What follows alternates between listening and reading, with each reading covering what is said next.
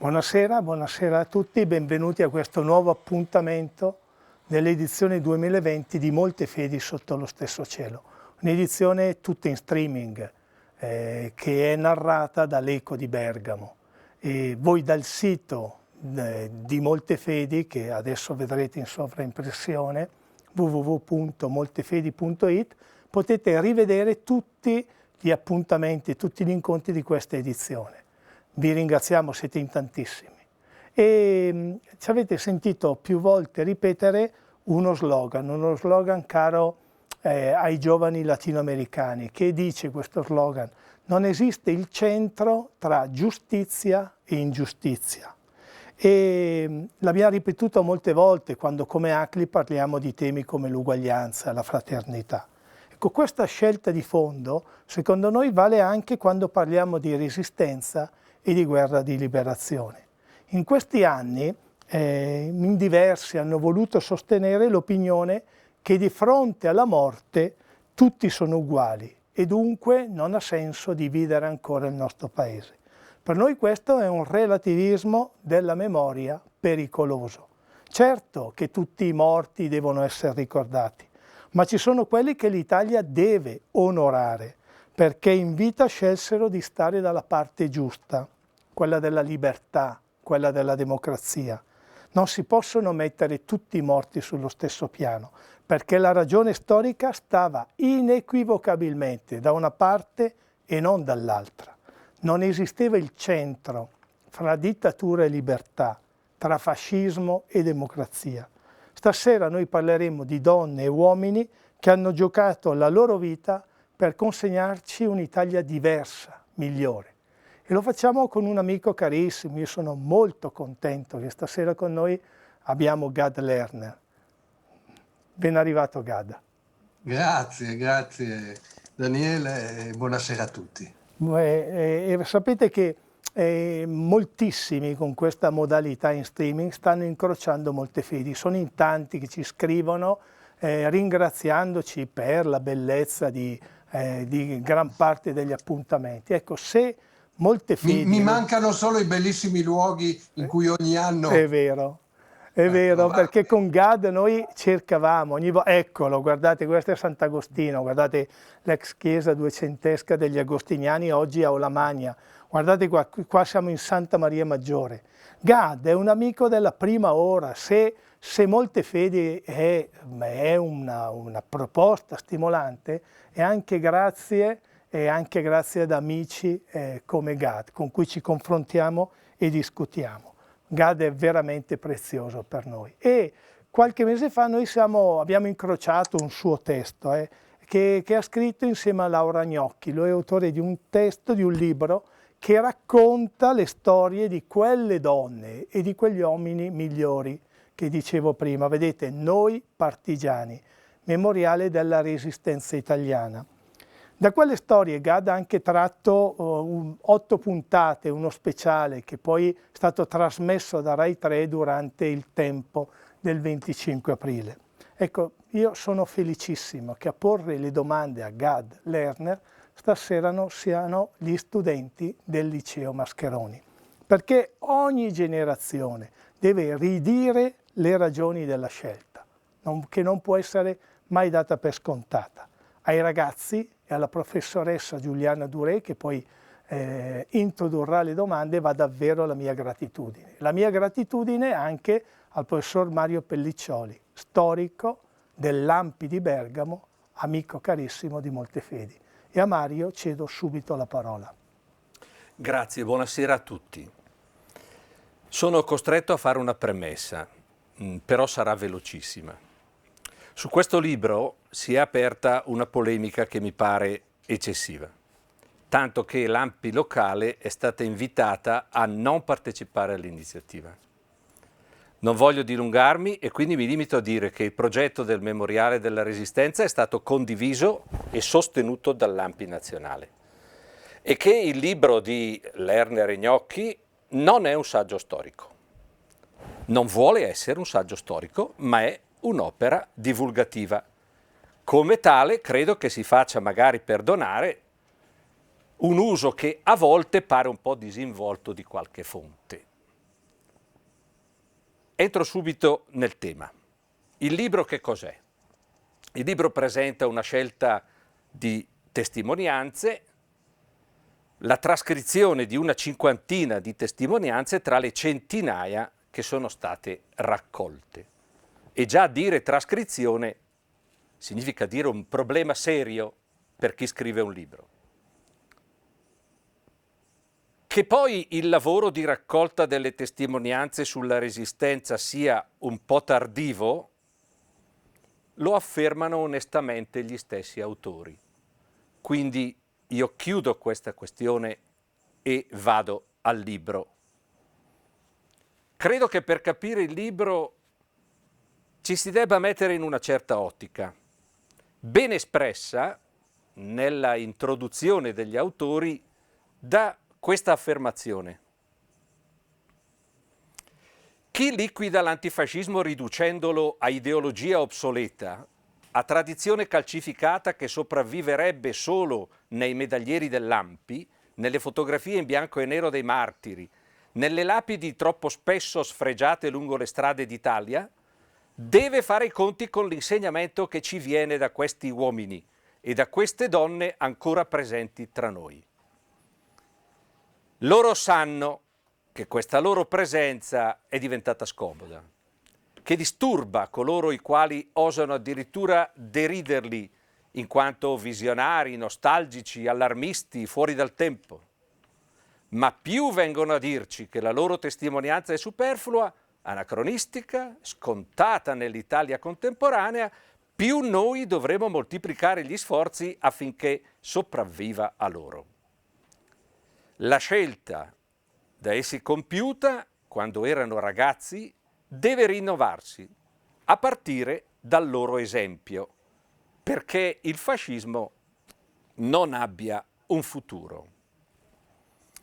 È importante che si parta da questa affermazione perché è sotto gli occhi di tutti l'ostilità che è diffusa verso l'antifascismo. Pensate ai tentativi di mettere sullo stesso piano fascisti e antifascisti, di confonderli, di infangare la memoria e il ruolo di tutti quelli che hanno combattuto in qualche modo per la pace, la libertà e la democrazia. D'altra parte, già 12 anni fa, un'amica e una, secondo me, molto importante ricercatrice storica, Giuliana Bertacchi, osava scrivere queste parole. Partiamo dall'amara constatazione che il revisionismo ha vinto nella cosiddetta opinione pubblica, negli orizzonti mentali della maggioranza dei nostri concittadini. Era un'affermazione che è costata carissima a Giuliana, su tutti i piani, sotto tutti gli aspetti, ma che io trovo estremamente attuale ancora. A ciò si aggiunge la diffusione dei segnali sempre più chiari di un ritorno del fascismo. È un fascismo che la storia ha sconfitto, ma è un fascismo che ritorna con modalità completamente nuove. Non posso dimenticare l'impegno di un nostro concittadino su questo piano e vorrei proprio ricordare Paolo Berizzi. I suoi libri sono molto importanti da questo punto di vista. Ricorderei soprattutto l'ultimo, L'educazione di un fascista. Ecco, io direi che è qui che si appunta quello che gli autori del libro chiamano il sesto senso del partigiano. E l'affermazione è chiara: la malapianta del fascismo è ancora tra noi. Badate bene, la lettura del libro consentirà a tutti, se non l'avete già fatto, di osservare quanto sono decisi questi testimoni nel ritenere importante quello che hanno fatto e d'altra parte insoddisfacente la realtà che viviamo attualmente. Sergio Della Tana, che è un testimone, dice: sento di aver fatto il mio dovere e lo rifarei. Iole Mancini, sono una donna di 100 anni che ha fatto la partigiana a 20 e che partigiana è rimasta per tutta la vita. Poi si insinua un po' di dispiacere nell'osservare la realtà.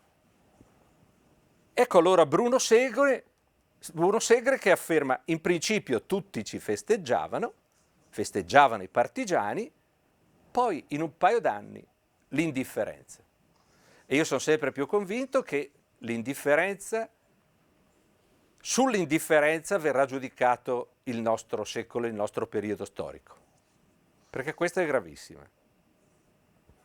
Lidia Menapace scrive: ho paura perché la democrazia che abbiamo costruito pare essere rimasta fragile. Di quel che ho fatto io invece resto orgogliosa, assolutamente orgogliosa. Vedete che orgoglio emerge da queste testimonianze. E Antonio Amoretti ribadisce: non ho dubbi che sia valsa la pena, ma sono molto deluso dell'Italia che abbiamo costruito. Pesante il giudizio di Laura Wronowski. Non ho dubbi che sia valsa la pena, ma sono molto delusa chiedo scusa. Adesso che sono passati tanti anni e vedo questa Italia piatta, gretta, meschina e ignorante, oggi sì che me lo vedo se ne sia valsa la pena. Ma io credo che si debba anche pensare alla fatica che hanno fatto questi testimoni nel rilasciare la loro testimonianza. Chi pratica la raccolta delle testimonianze sa che deve mettere in conto anche questo. Sentite Yvonne Trebbi cosa dice: mi convinsi che era importante testimoniare, perché il sogno era grande, ma la realizzazione è stata molto, ma molto più complicata. Quell'affermazione quindi fatta nella premessa dagli autori è un'affermazione che ci richiama immediatamente, ci riporta al tema della memoria, che ha poco a che vedere col ricordo, io lo sottolineo sempre, semmai ha a che vedere con una memoria attiva, con quello che tante volte sentiamo definire fare memoria, che significa fare di nuovo, rinnovare, significa impegnarsi. E d'altra parte ci riporta anche ad un rapporto molto dialettico e per nulla semplice del rapporto tra memoria e storia. Non è qui il caso di andare a fondo su questi argomenti, però vorrei chiarire subito che queste interviste rilasciate sono racconti, no, sono testimonianze. E sono testimonianze orali. Un cenno al problema della fonte orale devo farlo. Non abbiamo dimenticato che fino agli anni 70 non c'è stato alcun riconoscimento della fonte orale come fonte storica. La dignità di fonte storica è stata riconosciuta alla fonte orale solamente verso la fine degli anni 70. Prima il mondo accademico la derideva, non la riteneva attendibile. Certo, non è facile usare la fonte orale, perché è una fonte che mette in gioco i meccanismi e le dinamiche della memoria.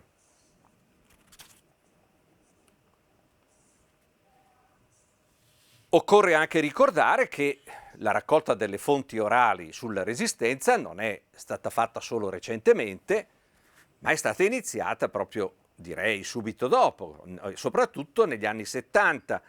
Meriti che vanno all'Istituto Ernesto De Martino, agli istituti della Resistenza, ma l'impressione netta è che sia mancato un progetto complessivo organico, che sapesse tenere insieme tutto questo materiale così bello e così importante. Questa raccolta esemplificativa di testimonianze certifica anche un passaggio ormai consolidato negli studi storici. Il ventaglio della Resistenza si è finalmente allargato. Cioè nessuno nega il ruolo determinante della resistenza armata, ma questa, come affermava Santoperi nel 2004 nella sua storia della resistenza in Italia, non è l'unica espressione di resistenza al fascismo e all'occupazione tedesca. E questo è confermato anche dalla recente storia della resistenza di Flores e Franzinelli. Dunque, ecco spiegato il motivo per cui nella resistenza rientrano a pieno titolo le donne, gli internati militari, i GAP, la resistenza civile.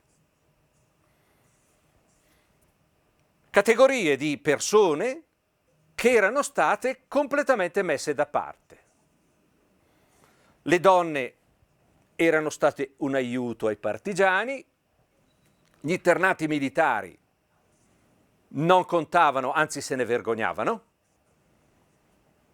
e via di questo passo. Sappiamo invece che cosa significhi, anche per gli internati militari, aver detto ad esempio di no nel lager. Si calcola che più dell'80% dei deportati nei lager tedeschi non abbia accettato di collaborare, sapendo le condizioni a cui sarebbero stati costretti poi a vivere. Dunque il libro ci dà un po' il senso della varietà delle forme della resistenza. Una varietà di comportamenti anche, una varietà di comportamenti affascinante. Pensate al momento più importante di chi decide di combattere contro il fascismo e contro il nazismo, quello della scelta. Pensate che erano quasi tutti giovani, che erano stati educati da quella scuola che era la scuola fascista, a cui bisognava solo obbedire, in cui bisognava solo obbedire, non c'era da ragionare, non c'era da discutere, non avevano nessuna formazione politica, o quasi, se non eccezionalmente. Spesso era una scelta nella solitudine, perché non ti potevi fidare di nessuno. Quindi i comportamenti nella resistenza sono tutti diversi uno dall'altro. E il libro ne dà una testimonianza. Ogni tentativo di monumentalizzare, di generalizzare, di fare categorie, veramente è sbagliato e naturalmente rischia la retorica. Ecco, io mi fermerei qui, ma voglio ancora proprio sottolineare questo aspetto importante di una resistenza ampia, in cui rientra ad esempio la resistenza civile, non solo quella armata, e tutte le altre categorie che hanno saputo dire no. Le altre, anzi, più che categorie, direi proprio le altre persone che hanno saputo dire no. Il libro dà, secondo me, questo bellissimo aspetto, che è peraltro anche sostenuto dagli studi storici recenti. Grazie.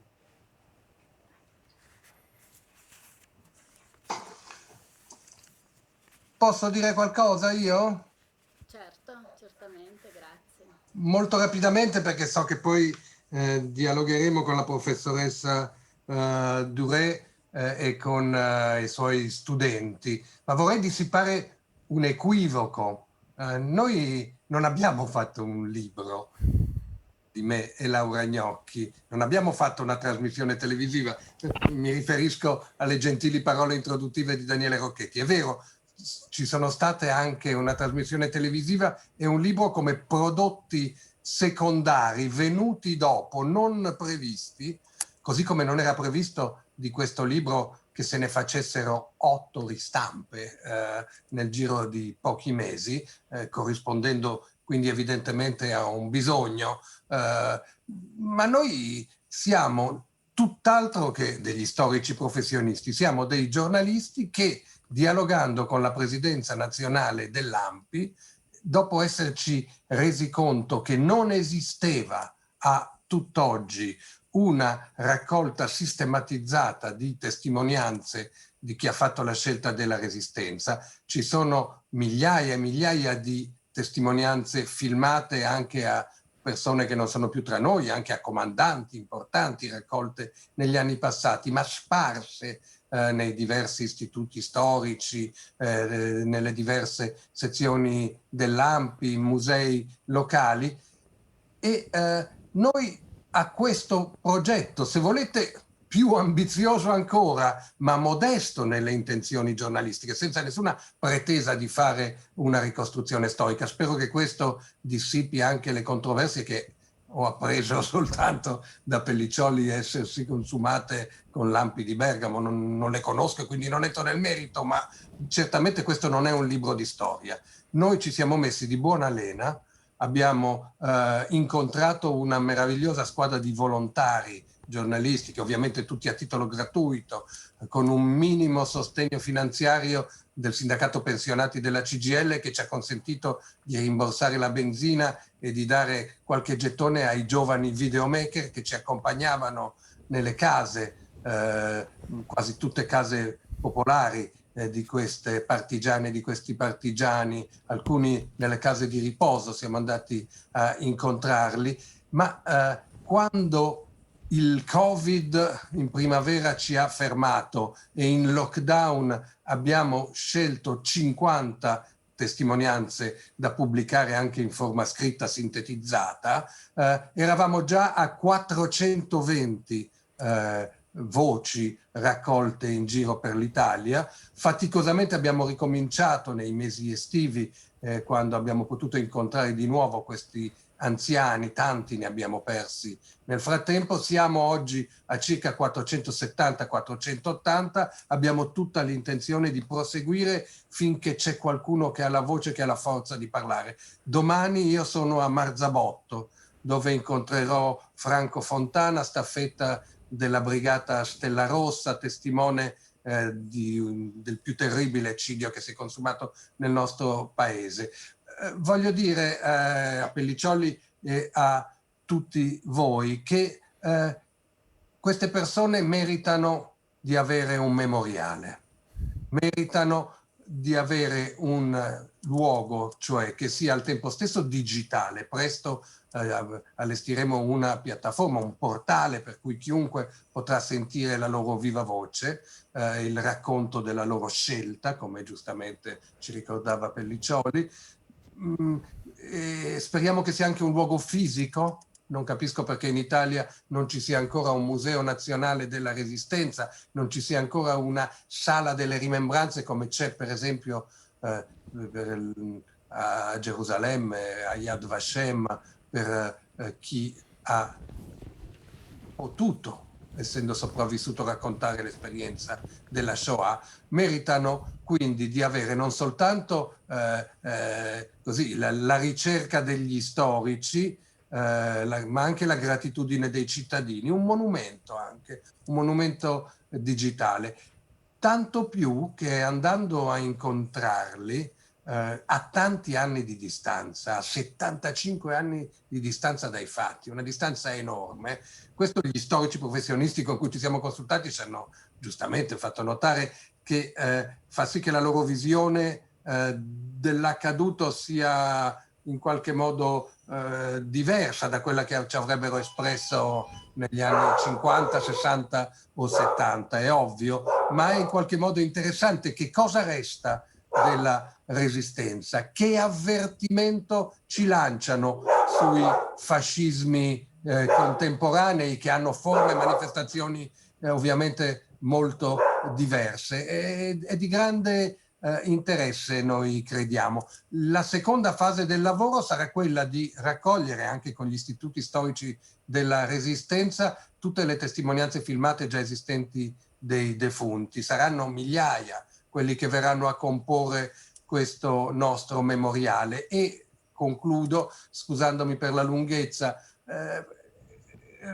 notando questo dato di fatto della nostra esperienza, che è stata forse la più emozionante da che faccio il giornalista e che continua a esserlo a ogni incontro, veramente a ogni incontro. Io ne ho già fatti decine, ma ripeto, siamo in tanti a lavorarci, è un lavoro che non potrebbe che essere collettivo. Noi abbiamo come dato comune fra queste diversità straordinarie, tra queste diverse forme di resistenze, abbiamo trovato quel bisogno di darci l'avvertimento, che vi dicevo prima, state attenti al nazionalismo aggressivo, al culto dell'uomo forte, alla misoginia, al maschilismo, state attenti allo sdoganamento del linguaggio razzista, perché sono cose che abbiamo vissuto, che non sono nuove, ma abbiamo sentito anche molta antiretorica, eroismi del tutto inconsapevoli,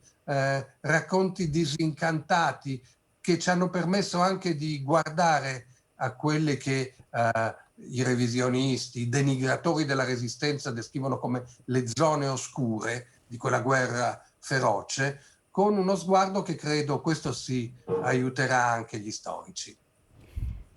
Grazie dottor Lerner per questa precisazione. Di fatto con i miei studenti abbiamo colto proprio questa opportunità di costruzione ancora in fieri, finché c'è tempo, di un grande memoriale della Resistenza a cui poi gli storici, gli archivisti, i ricercatori potranno attingere in vario modo, e mi sembra questo un progetto interessantissimo che è già partito per noi con la visione insieme agli studenti dei video della trasmissione che ha dedicato proprio a queste testimonianze. Io la ringrazio e ringrazio Daniele in particolare per l'opportunità che ci è data stasera di questo dialogo a distanza in un momento come questo, dove le restrizioni sono particolarmente gravose anche per gli studenti, che si trovano un pochino confinate nello spazio, insomma, delle loro case, delle loro camere per la didattica a distanza. E questa possibilità di stasera è proprio l'occasione di infrangere un po' i muri e i limiti che questa condizione di emergenza impone un po' a tutti noi, e particolarmente difficile forse anche per gli studenti, tanto che vorrei anche precisare che i nostri ragazzi in questo momento stanno dando il loro piccolo ma personale contributo, diciamo, di responsabilità a un bene, diciamo, collettivo.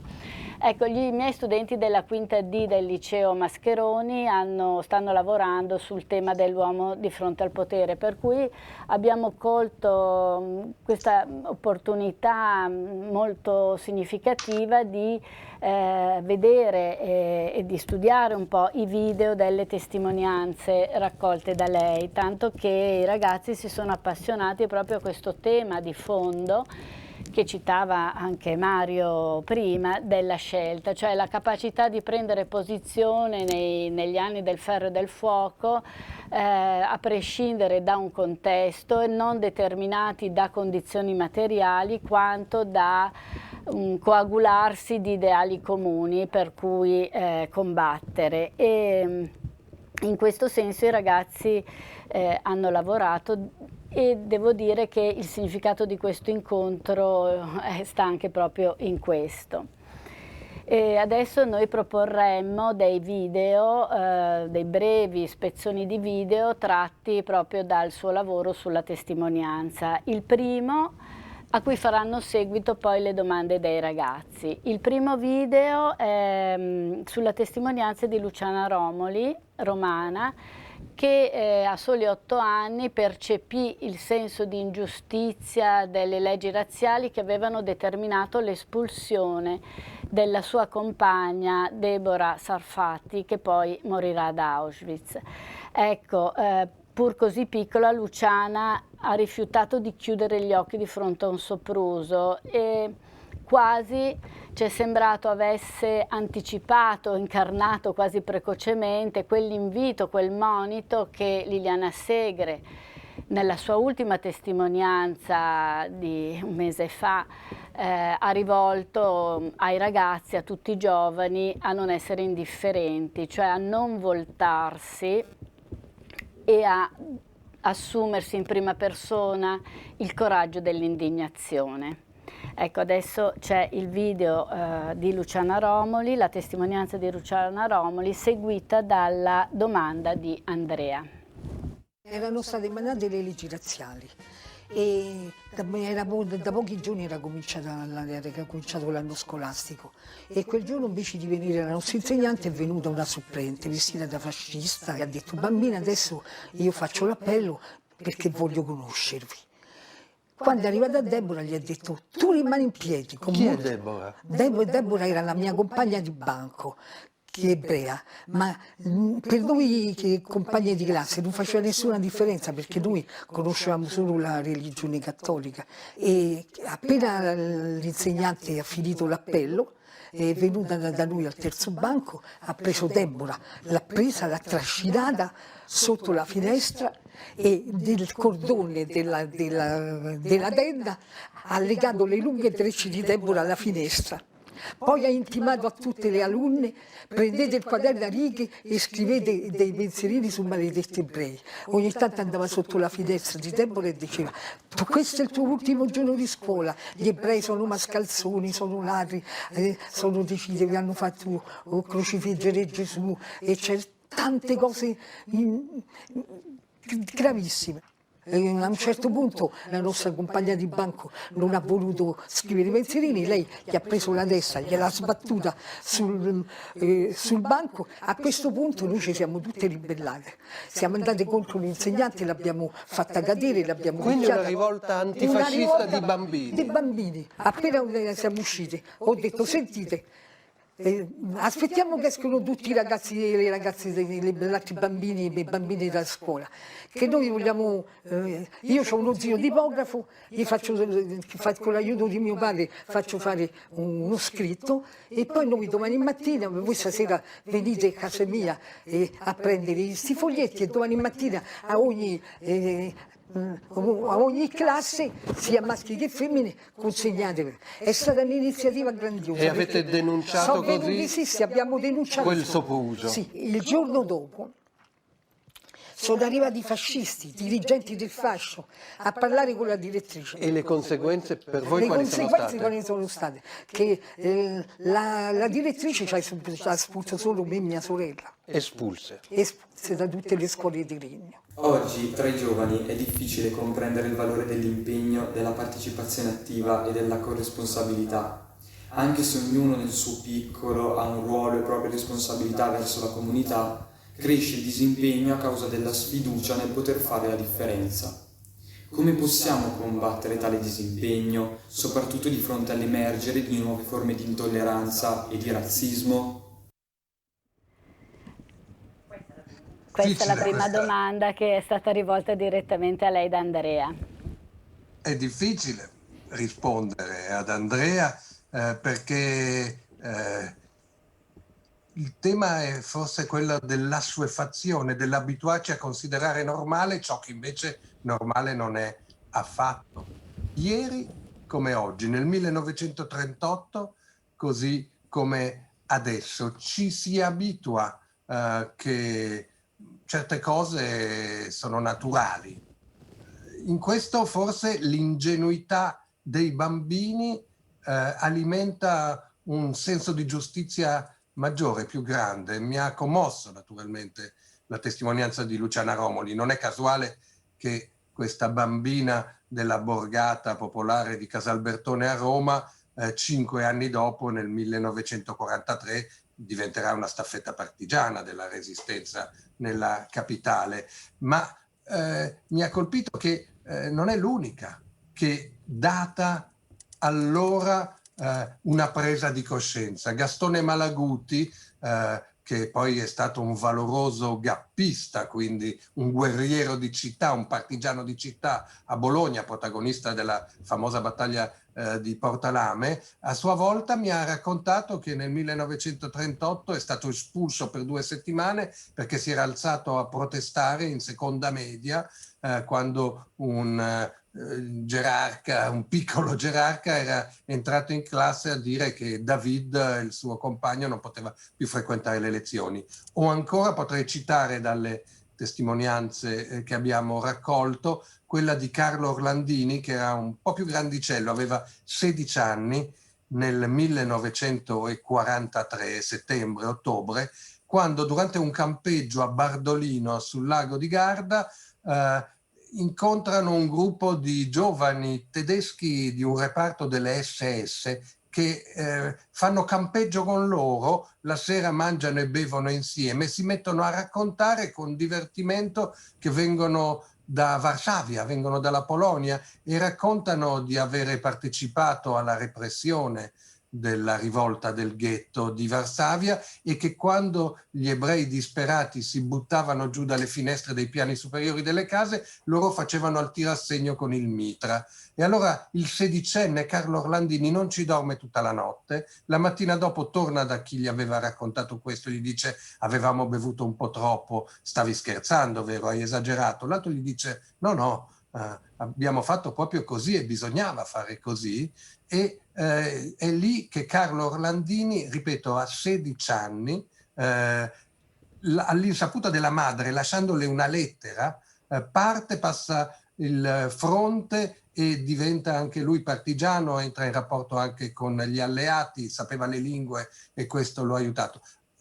Le scelte nascono da un senso di giustizia che ci portiamo dentro. Il senso di giustizia parte dal non abituarci alle ingiustizie. Ci sono intorno a noi clamorose ingiustizie. Pensate alla Bielorussia in questo momento, migliaia di arresti, i giornalisti stranieri espulsi perché non si venga a sapere della repressione. Pensate agli avvocati turchi che sono morti di fame facendo lo sciopero della fame in carcere in quanto veniva negata loro la possibilità anche di esercitare il diritto di difesa, accusati immediatamente di tradimento e di terrorismo. Sono paesi in cui andiamo in vacanza fino a ieri o che sono sui nostri confini, ma anche in casa nostra. Quante sono le ingiustizie alle quali ci si abitua? Forse darsi dei pizzicotti e in questo la memoria di quei bambini o di quegli adolescenti ci aiuta. È l'unica modestissima risposta che riesco a dare a Andrea. Grazie, infatti credo che dalle domande dei ragazzi emerga soprattutto così una richiesta di posizione, di chiarezza non solo sul passato ma quanto proprio sul loro presente, cioè sul loro ruolo di cittadini, sul loro sguardo sul mondo e sulle ingiustizie presenti, e questo devo dire da questo sono stati sollecitati proprio nell'indagine delle testimonianze delle partigiane, devo dire in particolare sono emerse così come prevalenti, soprattutto in questo caso quella di Lidia Menapace, che era studentessa universitaria dell'Università Cattolica, che ha militato nella resistenza della Val d'Ossola e della Val di Sesia. Di formazione cattolica si proclamava pacifista e per questo si era rifiutata di portare e trasportare armi che servissero ad uccidere. Questa sua militanza nelle file della Resistenza ha poi contrassegnato tutto l'impegno successivo di una vita a favore sia del pacifismo sia soprattutto della causa, diciamo, femminile, del riconoscimento dei diritti delle donne. E questo video della testimonianza di Lidia Menapace sarà poi seguito dalla testimonianza di dalla domanda di Matteo. Non basta dire staffetta. No, io contesto l'idea che le donne potessero essere solo staffette. Questo suo dover andare dalla pianura alla montagna provocava anche, essendo lei una giovanissima ragazza, pettegolezzi, maldicenze? Sì, naturalmente, questo è chiaro. Questo era da includere, ma questo io lo sapevo già, perché già il fatto stesso che io scegliessi di studiare, che mi piacesse andare in montagna, che andavo in giro, che avevo amici, era considerato un segno negativo. Cosa dicevano di voi staffette Di partigiane? noi staffette partigiane dicevano che eravamo le donne, le ragazze, le puttane dei partigiani. Addirittura. Sì, sì, sì, sì. Invece lei pensa che la resistenza non fosse solo faccenda di uomini? No, certamente no, perché un popolo quando resiste come popolo e del popolo fanno parte le cittadine e i cittadini, anzi per la verità le cittadine sono di più dei cittadini. Lei sostiene che senza le donne non avrebbe potuto esserci la resistenza. Perché? E perché sono finiti tutti quelli che scappavano? Hanno trovato qualche donna che li ospitava. È rimasta partigiana tutta la vita? Sì, perché io sono ex insegnante, ex questo, ex quell'altro, ma partigiana sono, non si diventa ex, perché fare il partigiano è una scelta di vita. In una sua testimonianza, Lidia Menapace ha affermato che la resistenza non è solo questione di uomini, sostenendo l'essenziale importanza dell'intervento diretto delle donne. In che misura la partecipazione delle donne nell'azione delle brigate partigiane ha contribuito al movimento di emancipazione femminile nel nostro paese? Ecco, la partecipazione delle donne che peraltro nell'immediato dopoguerra non è sempre stata riconosciuta. Ecco, questo era un po' il tema della domanda di Matteo, a cui... Qui forse posso essere più diretto nella risposta a Matteo, perché cito un'altra testimonianza che è presente nel libro, e cioè Teresa Vergalli, che ha fatto la partigiana nella provincia di Reggio Emilia, lei del comune di Bibbiano, il famoso comune di Bibbiano. Suo papà è stato il primo sindaco della Liberazione, lei era una studentessa delle magistrali, di famiglia contadina, povera, ma aveva studiato per 2 anni le magistrali e quindi era considerata un po' un intellettuale in quell'ambiente povero dove i più lasciavano dopo la seconda elementare, e mi ha raccontato, dopo aver fatto anche lei le esperienze in pianura della staffetta, quando è andata su in montagna ha ricevuto l'incarico di tenere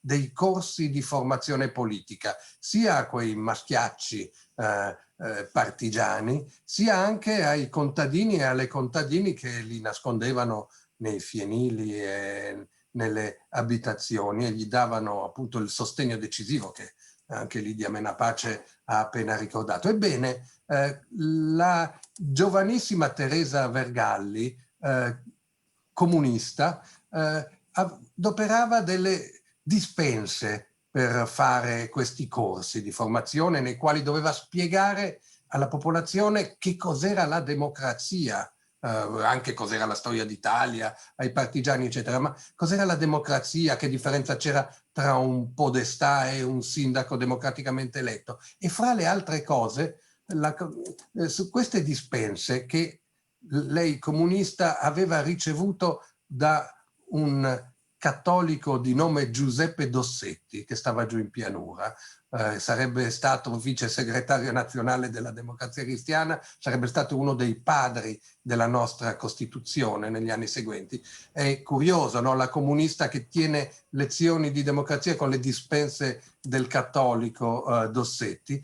Ma per rispondere a Matteo, tra le cose che più facevano colpo quando parlava alle contadine era quando gli diceva: ma se conquisteremo la libertà, se cacceremo questo regime e i tedeschi che lo sostengono, dopo anche voi donne, anche noi donne potremo avere il diritto di voto. E sembrava una cosa, qui siamo di nuovo nel campo dell'abituarsi, non abituarsi, era logico, era inevitabile, era stato così da sempre che le donne non avevano diritto di voto, stavano un passo indietro agli uomini.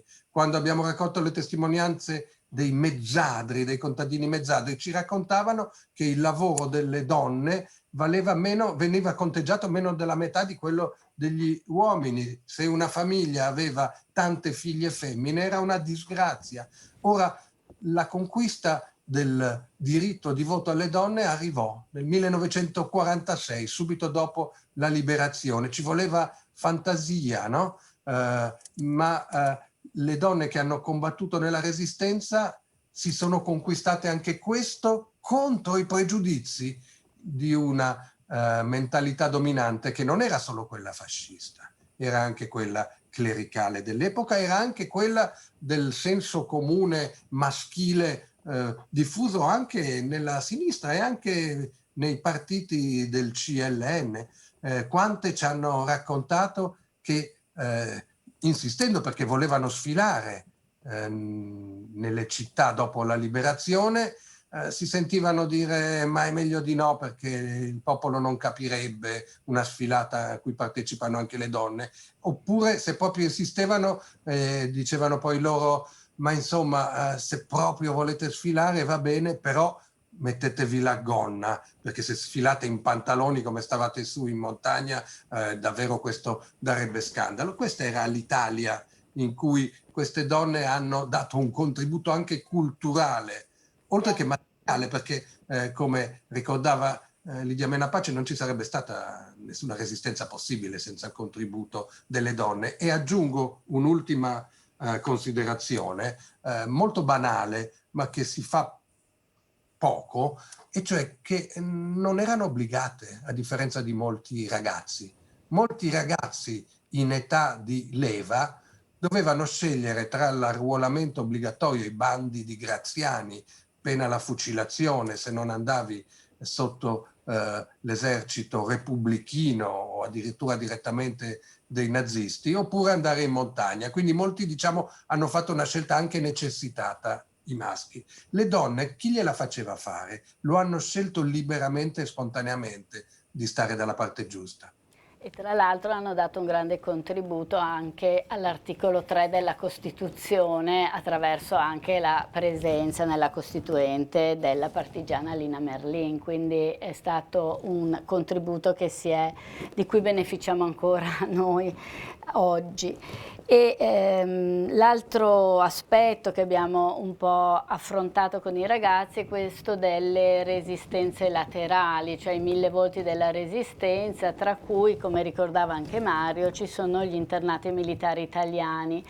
E nel video che adesso vedremo sulla testimonianza di Michele Montagano è proprio testimoniato questa vicenda di come lo schierarsi contro la Repubblica Sociale Italiana ha comportato l'internamento per Michele addirittura in 8 campi di concentramento, e soprattutto gli è costato anche, diciamo, un'opposizione di tipo familiare, perché il padre aveva invece effettuato una scelta opposta, cioè quella di firmare per rimanere nell'esercito dei repubblichini.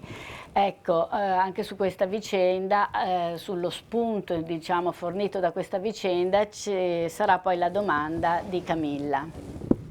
La cosa più terribile di tutta la guerra erano i viaggi per arrivare in Germania. Su quel primo vagone, dopo l'8 settembre, lei ha scritto una lettera. Ah, bellissimo, non una lettera, ho scritto una specie di proclama. Sono in mano dei tedeschi, la mia coscienza è integra, viva l'Italia. Perché per me in quel momento cominciava il mio eroismo contro la Germania e contro il nazifascismo. Però da lì comincia un percorso in 8 diversi campi di concentramento. Sì, so che in uno di questi campi le è toccato in sorte di incontrare suo padre. Sì, io mentre stavo a Sierce, in un campo che si chiamava Sierce, ho letto sul giornale dei fascisti il capitano Montagano Angela chiede notizie del figlio Montagano Michele. La fortuna è stata questa, che il comandante del mio campo era comandante anche del campo dove sta mio padre, quindi è stato facile riportarlo là, anche perché quella ha pensato, se lui va col padre aderisce anche lui, quindi sta poi. Invece perché suo padre aveva aderito. Sì, mio padre aveva aderito. Io ero deciso, nel momento dell'8 settembre, quando mi hanno preso, io ero deciso di fare una vita eroica contro il nazifascismo. In un clima di tensione come quello tra il 43 e il 45 in Italia, come è stato possibile effettuare una scelta contraria e opposta a quella del genitore? Michele Montagano, infatti, a differenza del padre che aderì alla Repubblica Sociale Italiana, scelse la prigionia nei campi nazisti. Volevamo chiederle come abbia potuto prevalere sul legame affettivo la scelta ideale di non tradire l'Italia nel momento più critico della sua storia. Ecco, in questa domanda noi leggiamo anche, come dire, un interrogativo dei ragazzi su di sé e rispetto alla posizione da prendere in un contesto magari su cui non si trovano sempre allineati. Insomma, quindi questa vicenda di Michele Montagano e della sua opposizione alla scelta del padre li ha sollecitati e vorrebbero sentire proprio il suo parere direttamente. Nel caso specifico vorrei dire a Camilla che Michele Montagano sdrammatizzava molto il conflitto con il padre. Ammetteva Michele di essere stato da giovane anche lui affascinato da Mussolini, ma poi quello che aveva visto nella divisione Acqui, lui è stato quella stessa che ha resistito ai nazisti nell'autunno del 43, ha subito una strage terribile a Cefalonia, e poi in Slovenia lui, diciamo, è diventato antifascista vedendo la ferocia della guerra fascista, ma quando ritrova suo padre lo incoraggia lui stesso a dire: tu hai ancora una moglie, c'hai degli altri figli più giovani di me, devi salvarti. C'è indulgenza in Michele nei confronti del padre Angelo, ma lui non se la sente di indossare di nuovo una divisa come quella, e non è l'unico, diciamo, atto di coraggio che ci racconta, perché quando nel campo di Unterlüss il Gestapo vuole fucilare un gruppo di prigionieri militari italiani che si sono rifiutati di fare lavoro forzato, vanno avanti in 44 dicendo allora fucilateci tutti, ci offriamo volontari, e non potranno farlo e si salveranno. Ci sono diversi altri episodi di contrapposizione. Molti genitori non avrebbero accettato il rischio che i figli giovanissimi, ripeto, a volte parliamo di 15enni, 16enni, più spesso di ragazzi comunque di 17, 18, 19 anni, 20 anni, molto precoci, certo, perché la guerra, la povertà faceva sì che molti andavano a lavorare già a 12-13 anni, e che comunque c'era un riconoscimento di essere loro adulti, mentre oggi tanti ragazzi del liceo vengono ancora considerati in famiglia come fossero dei bambini da proteggere. Guido Ravenna, che era un liceale come i suoi allievi del liceo Mascheroni a Venezia, è uno che dopo aver visto arrivare le navi cariche di prigionieri militari italiani dalla Jugoslavia, scortati e umiliati nella loro dignità dalle SS, avviati verso la deportazione nei lager, ha deciso di scappare di casa. Gli mancava un anno per la maturità, se n'è andato contro il parere dei genitori. Ce ne sono diversi, alcuni dei nostri 470 testimoni sono figli di famiglie antifasciste che avevano già conosciuto forme di resistenza antifascista ancora negli anni 20, ancora prima della marcia su Roma, in taluni casi erano stati vittime di squadrismo, quindi c'è una tradizione che si perpetua. In altri casi invece è una forma di autonomia che si prendono, è un passaggio all'età adulta vissuta con quella capacità che Italo Calvino ha ammirato nei suoi compagni d'avventura sui monti dietro a Sanremo, lo racconta nelle sue testimonianze partigiane, questo grande scrittore, la capacità di tagliarsi i ponti dietro le spalle, nella convinzione che il futuro te lo devi conquistare da solo, con un'incoscienza che abbiamo riscontrato spessissimo nelle interviste. Vorrei aggiungere solo un'ultima cosa in omaggio alla testimonianza di Michele Montagano, e cioè degli internati militari italiani. I numeri, perché i numeri dicono moltissimo su cosa si è trascurato per troppo tempo del ruolo avuto da questi militari che hanno rifiutato, che hanno detto no all'arruolamento negli eserciti nazifascisti. I deportati militari italiani sono stati circa 600.000, un numero altissimo, e altissimo è il numero di quelli che non sono tornati. Si calcola che siano circa 50.000 i morti nei campi di concentramento tra gli internati militari italiani, un numero che è ancora più alto dei partigiani caduti nel corso della lotta di liberazione. Ecco, su questo tema, diciamo, dell'autonomia, della scelta, i ragazzi hanno scelto anche la testimonianza di Cicci Vandone, perché allude e si riferisce anzi esplicitamente alla vicenda del suo fidanzato Giorgio Paglia, e qui siamo nell'ambito della nostra storia locale, della nostra memoria cittadina, perché Giorgio Paglia, seppur nato a Bologna, era di madre bergamasca, figlio di Maria Teresa Pesenti, nota famiglia di Bergamo, fondatrice dell'Italcementi. Giorgio venne fucilato insieme ai suoi compagni alla Malgalunga, qui sopra Gandino, e fa parte appunto di questi 13 martiri di Lovere.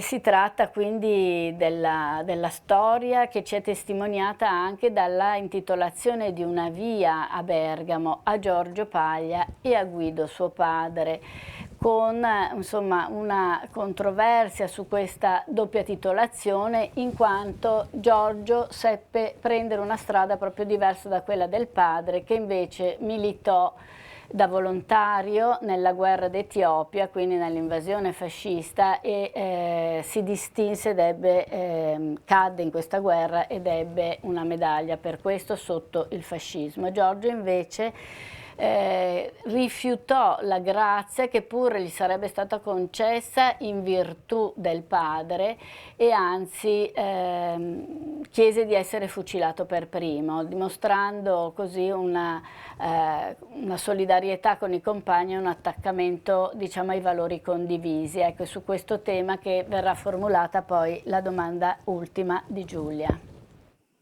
Carissima Cicci, stasera mi fucileranno. Non piangere troppo per me, saprò morire da soldato. Mi spiace di non poterti vedere ancora una volta, ma questi sono i casi della vita. In questi mesi di montagna ho sognato tanto la vita che avremmo condotto insieme per sempre se tutto fosse finito bene. Dio non l'ha voluto, vuol dire che è bene così. Ti ringrazio per le serene gioie che mi hai dato. Ricordati che ti ho voluto tanto, molto, tanto bene. Salutami mamma, papà e Gianfranco. Ti abbraccia il tuo Giorgio. Voglio rimanere con i miei ragazzi, si è voltato e ha detto: non vi lascio soli. Fuoco. E si è ordinato il fuoco per primo. Una delle cose che abbiamo deciso senza pensarci è stata la salvezza di parecchi bambini ebrei, perché Giorgio si era iscritto all'università, al Politecnico, e con la scusa di studiare aveva preso una cameretta in una pensione a Lanzo d'Intelvi. Quando me l'ha raccontato, io gli ho detto: ma sai che è molto vicino al confine, ma perché non facciamo qualche cosa per questi bambini che si sentivano già le cose tremende che raccontavano? E così è stato. Io gli facevo le pubbliche relazioni, trovavo le persone ebree che avevano bisogno di questo. Insomma, c'è stato un po' un lavoro di coppia, di simbiosi. Ma è stata una cosa di cui sono molto orgogliosa. In quell'epoca si portava avanti con forza il primato dell'interesse collettivo su quello individuale. Come mai al giorno d'oggi avviene il contrario ed è l'individuo a primeggiare sul senso di comunità? I giovani partigiani di allora erano nostri coetanei e si sacrificarono per degli ideali. Noi giovani di oggi, invece, per che cosa potremmo farlo? Grazie. Credo che in questa domanda ci sia tutta l'urgenza di una risposta, che i ragazzi che si sentono coetanei a questi partigiani vorrebbero, insomma desiderano sulla loro posizione nel mondo in qualche modo. Su questa idea che ci sono dei valori condivisi per cui vale la pena di fare un passo indietro rispetto all'egocentrismo, all'individuo, diciamo, in confronto ai... Comprendo e apprezzo il bisogno contenuto nella domanda di Giulia, ma temo di darle una delusione. Io credo che anche allora ci fosse una maggioranza di persone che pensavano meglio farci gli affari nostri e non occupiamoci, anche se quelle cose ci sembrano incomprensibili o ingiuste, non voglio correre i rischi.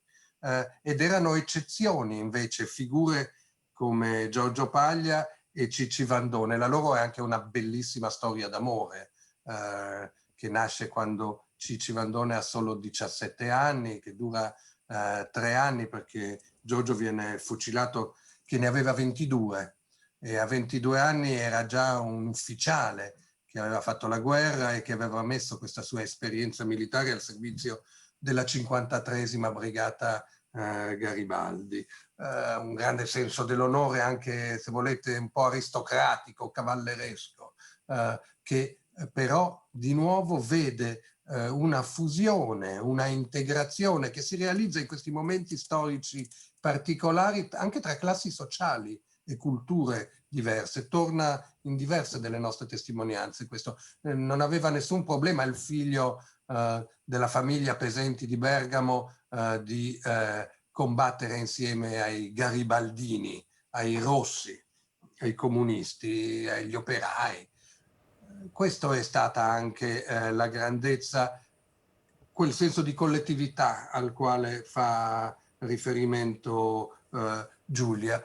Io approfitto della scelta che giustamente avete fatto. Intanto voglio ricordare che è stata la madre di Giorgio, nonché vedova di suo padre Guido, che a sua volta era medaglia d'oro. Giorgio ha avuto la medaglia d'oro per il suo ruolo fondamentale nella resistenza. Il padre aveva avuto una medaglia d'oro dal regime fascista per il suo, perché è morto combattendo in Africa, e la madre ha voluto che i due fossero ricordati insieme e così continua ad essere, mi risulta, appunto a Bergamo.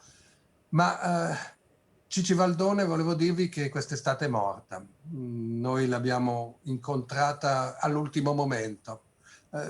Siccome so che questo è probabilmente anche il mio ultimo intervento, volevo precisarvi che di ciascuna di queste figure, ma sto parlando di ciascuna di queste 470 figure, non soltanto i 50 che con fatica, con il criterio appunto di far vedere le diverse anime della Resistenza abbiamo messo nel libro, abbiamo le testimonianze molto più lunghe di quanto non si sia visto in televisione. In televisione abbiamo dovuto fare delle sintesi brutali di 7-8 minuti l'una, ma a volte abbiamo testimonianze che durano anche più di un'ora, molto dettagliate, che vanno anche dentro a episodi storici inediti, credo molto interessanti.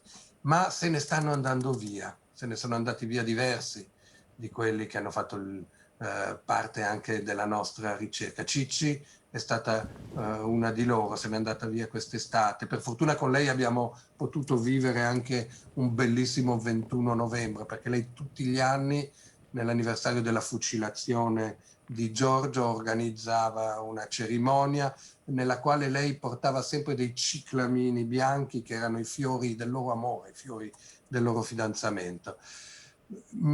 Questo mi consente di ricordare che soltanto 3 giorni fa se n'è andato via all'età di 100 anni anche Germano Nicolini, il comandante Diavolo, sindaco della liberazione di Correggio, che ha avuto una vicenda tipica di quanto controverso, contrastato sia stata la memoria della Resistenza nel nostro paese, perché fu ingiustamente accusato di avere ucciso il parroco del paese, si fece 10 anni di carcere prima di essere pienamente scagionato, con pubbliche scuse del Presidente della Repubblica, con la consegna di una medaglia d'argento. È uno che mi ha raccontato a Correggio, quando sono andato a casa sua, che la sua resistenza è continuata veramente anche dopo, anche dentro a quella cella in cui era rinchiuso ingiustamente, perché si era aperta la guerra fredda, perché c'era una contrapposizione